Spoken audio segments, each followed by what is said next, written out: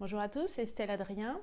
Vous me posez souvent des questions sur le recrutement, comment mener l'entretien, comment poser les bonnes questions.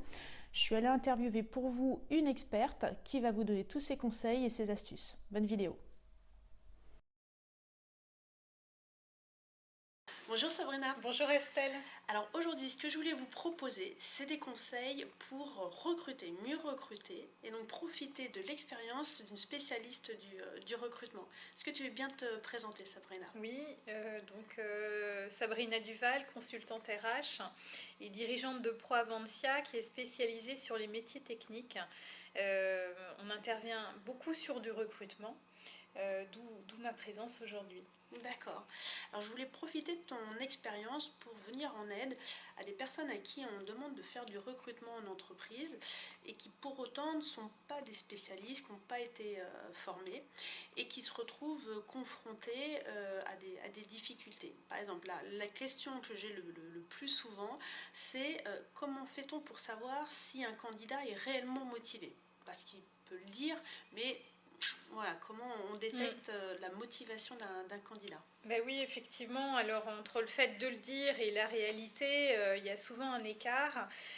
Donc ce qui convient, c'est vraiment d'être au plus près des faits, de recueillir des données objectives.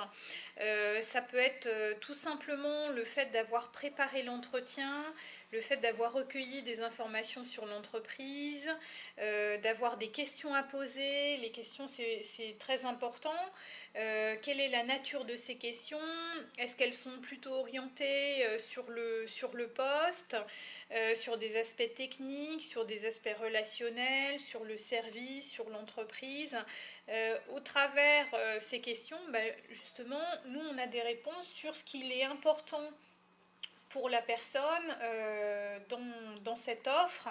Et puis, tout au long de l'entretien, ça va être l'attention que la personne peut porter, notamment à la description du poste, l'écoute active qu'elle peut avoir, le fait de rebondir sur certaines choses, et puis le fait de rebondir sur des choses pertinentes. Donc ça, c'est important.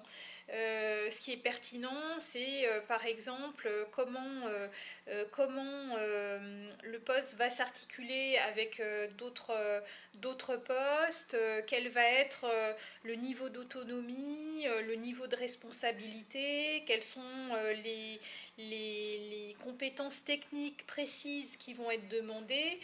Ça nous permet aussi de voir que le candidat s'évalue aussi par rapport au poste, qu'il ne va pas dire oui à tout et qu'il va voir s'il a aussi les compétences pour pouvoir y répondre. Si vous avez aimé cette vidéo, je vous invite à cliquer sur j'aime, à la transférer ou si vous voulez avoir d'autres conseils en matière de recrutement, vous pouvez également vous abonner. Merci.